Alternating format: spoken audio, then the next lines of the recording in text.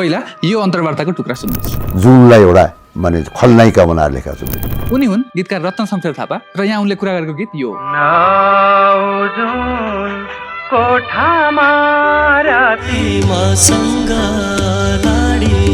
लाडिनुको अर्थ हुन्छ पुलपुलिनु वा प्यारो भन्न खोज्नु। अनि सामान्यतया जुन भनेर बुझिने एउटा अर्थ हुन्छ अति नै सुन्दर। तर यहाँ थापा एउटा यस्तो चरित्रलाई कल्पिँदैछन् जो यति गहिरो प्रेममा छ कि सबैले सुन्दर भन्ने गरेको यो जुन नै आए पनि उसको प्रेमलाई हल्लाउन सक्दैन, अर्थात् ऊ बाँडिन सक्दैन। कसैको भइसकेको मन सक्दैन बाँडिन। अब अन्तरामा गीतकार जुनलाई कुनै युवतीलाई चाहिँ प्रशंसा गर्छ। यसलाई साहित्यको भाषामा मानवीकरण भनिन्छ, अर्थात् गैर मानव चिजलाई मानव जस्तो बनाउनु र कुरा गर्नु। सुकेली राम्री सुकुमारी छौ तिमीमा छ जवानी। यो गीतको चरित्रले जुन जस्तै राम्रो उनको जवानी नदेखेको होइन, तर यति हुँदाहुँदै पनि ऊ आफूले कसैको चुम्बन अर्थात् मुहाईको नासो बोकेको सम्झिन्छ। भन्छ तिमी जति नै सुन्दर भए पनि मलाई काम छैन, किनकि मेरो शरीर कसैको चुम्बनको निशानी भइसकेको छ, अर्थात् मेरो शरीर त अरू कसैको भइसकेको छ। तर दियो कसरी कसैको नासो मुहाईको निशानी।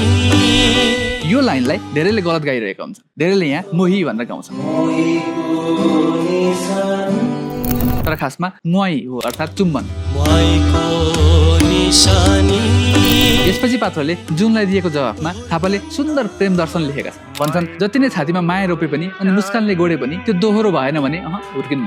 हुर्कन्न माया छातीमा रोपी मुस्कानले गोडेर। त्यसैले त गीतमा उनको चरित्र जुनलाई आफ्नै स्वर्गमा जाऊ भन्दै थप्छ, स्वर्गमै जाऊ मलाई यहाँ पछ्याउन छोडेर। हुन त एउटै कुरा हो, तर सबैले चलाइरहेको बिम्बलाई पनि अलिक फरक तरिकाले हेर्ने हो भने नयाँ बनाऊ। रत्न शमशेर थापा यसकारण पनि गीतकारको रूपमा विशेष छन्। किन भनेर जान्न